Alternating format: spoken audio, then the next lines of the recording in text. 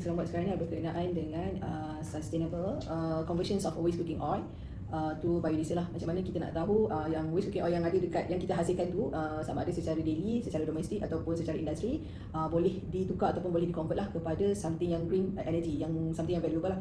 Sebenarnya kita dah hasilkan proses untuk menghasilkan biodiesel lah. Okay, macam tadi Puan Nana dah bagi tahu, kita masukkan juga elemen refining untuk kita treat waste cooking oil, and then selepas kita dah treat the waste cooking oil tu, kita dah cantikkan warna minyak tu, kita akan proceed dengan proses trans-esterification. So daripada proses trans-esterification ni proses yang sangat penting lah untuk penghasilan biodiesel. Kita tunjuk satu persatu daripada tambahan chemical sampailah penghasilan biodiesel tu daripada waste cooking oil bertukar menjadi biodiesel.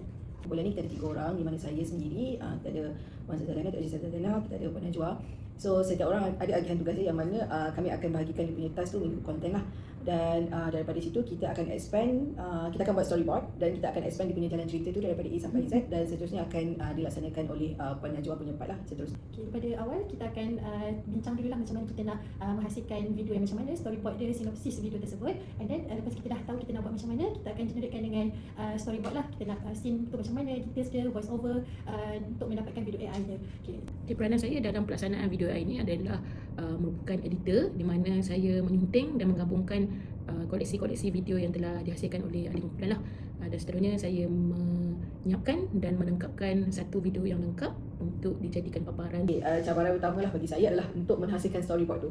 Sebab untuk hasilkan storyboard tu kita perlukan satu jalan penceritaan yang detail daripada A sampai Z. Jadi kesukaran dekat situ adalah imajinasi. Walaupun kita expert dalam bidang tu, tapi untuk diterjemahkan di dalam video AI tu perlu buat sedikit pencarian maklumat lah berkenaan macam mana kita nak buat storyboard dan nak expand daripada permulaan sehingga pengakhiran video. Dia sangat tinggi lah sebagai seorang yang beginner, kita panggil kan. Kita pun baru nak berkenalan dengan elemen AI ni. So cabaran yang paling utama adalah macam mana kita nak dapatkan video yang seperti mana kita imaginkan.